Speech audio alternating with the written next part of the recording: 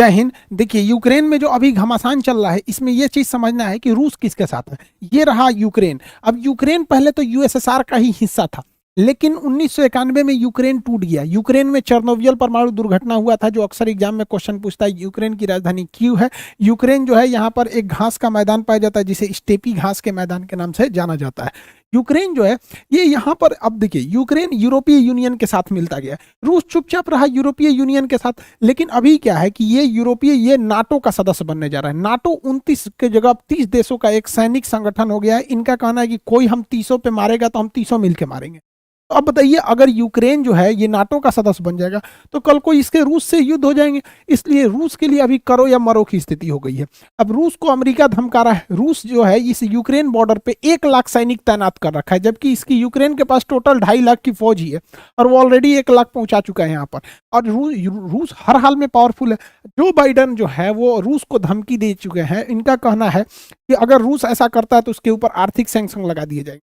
हालांकि इस खबर से ही रूस की अर्थव्यवस्था में काफी गिरावट आई है। उसके जो शेयर बाजार है, स्टॉक एक्सचेंज, वो 40% गिर गया। लेकिन यूरोप जैसे इतने बड़े मार्केट कैप्चर को देखकर ये एक तरह से कहिए तो बाइडेन इतना बड़ा रिस्क ले सकते हैं। दूसरा क्या है, यूक्रेन में रूस जो है अपनी सेना बेलारूस में घुसा रहा है। कह रहा है कि हम यहाँ सैन्य अभ्यास करेंगे। वो बेलारूस में इधर अपनी पूरी फौज लगा देगा, कह देगा कि भैया हम सैन्य अभ्यास करना चाह रहे हैं, और इधर ऑलरेडी सेना लगा चुका है और यहाँ नौसेना लगा चुका है। तुरंत यहां से इसको काट देगा और ये वापस यूएसएसआर बना लेगा। और भारत के लिए तो अच्छा है, अगर ये वापस यूएसएसआर बन गया, रूस वापस ये यूएसएसआर बन गया, तो हमारे लिए अच्छा है। क्योंकि पर भारत भी पहले जाके फिर हम लोग अखंड भारत हो सकते थे। हम लोग कटक से शुरू होकर अटक तक जाते थे। म्यांमार से हमारा शासन वहां तक रहता था, तो हम लोग भी हो जाएंगे। इसमें मेरा चाचा परेशान होगा, इमरान खान।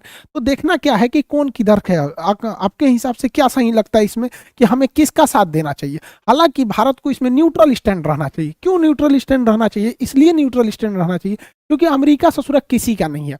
ये किसी का भी फेवर नहीं करता है। याद कीजिए, ये वही अमेरिका है जो भारत के ऊपर 1971 में अपना 7वां परमाणु बम लेके आया था और भारत के ऊपर हमला करने के लिए। उस समय रूस ने हमें बचाया था। नहीं भूलना चाहिए कि रूस हमारा हमेशा साथ दिया है। अमेरिका की दुश्मनी खतरनाक होती है, लेकिन दोस्ती बेहद ही खतरनाक होती है। ये किसी के नहीं है सब। ये यूरोप और अमेरिका वाले, यूरोप और अमेरिका को छोड़ के ये है ही नहीं है। ये नफरत की नज़र से एशिया वालों को देखते हैं, नफरत की नज़र से ये अफ्रीका वालों को देखते हैं। ये एशिया और अफ्रीका को खा जाना चाहते हैं।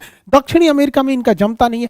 ये एक साथ इनका कल्चर, इनका रिलीजन, इनकी कलर ये मैच कर जाती है यूरोप वालों से, इसलिए ये इनसे मैच करते हैं। आप देखिए, अरब में पूरा बवाल फंसा के रखा है। तालिबान को किसने पैदा किया था? आखिर जब रूस अफगानिस्तान में घुसा था तो रूस को भगाने के लिए तालिबान किसने खड़ा किया? अमेरिका नहीं। आज भी आतंकवादियों के पास, हम लोग भुक्तभोगी होते हैं आतंकवादियों के, लेकिन आतंकवादियों के पास हथियार कहाँ के आते हैं?